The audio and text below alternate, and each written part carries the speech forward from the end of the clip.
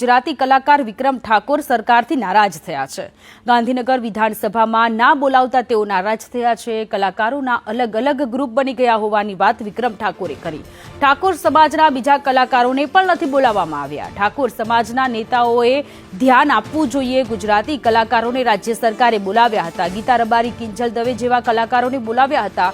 વિધાનસભાની કાર્યવાહી જોવા માટે બોલાવવામાં આવ્યા હતા, પરંતુ ઠાકોર સમાજના કોઈ પણ જે કલાકાર છે તેમને બોલાવવામાં ન આવતા વિક્રમ ઠાકોર કે જેઓ નારાજ થયા છે સરકારની સામે। કલાકારોને બોલાવો તો એમાં ઠાકોર સમાજના કલાકારને કેમ તમે નહીં બોલાયા?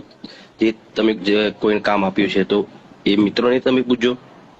અને નાના મોટે મોટી વાત કહેવાય ગઈ તો બસ એટલી જ વિનંતી કરવા માંગુ છું સરકારશ્રીને કે આવું કોઈ કાર્યક્રમ હોય તો મને બોલાવો, ના બોલાવો, પણ બીજા સમાજના તમે દરેક કલાકારોને બોલાવો છો। બહુ મોટા મોટા, બહુ સારા કલાકાર છે અને તમે બહુ સરસ કાર્ય કર્યું છે।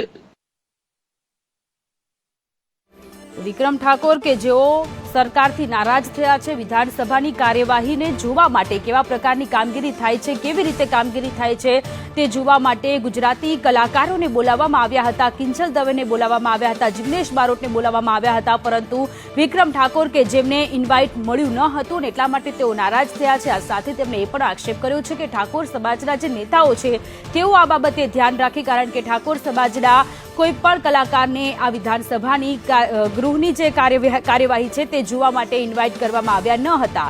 ઠાકોર સમાજના બીજા કલાકારોને પણ બોલાવવામાં આવ્યા ન હતા, ત્યારે ઠાકોર સમાજના નેતાઓએ ધ્યાન આપવું જોઈએ। આ પ્રકારનું નિવેદન વિક્રમ ઠાકોર દ્વારા આપવામાં આવ્યું છે।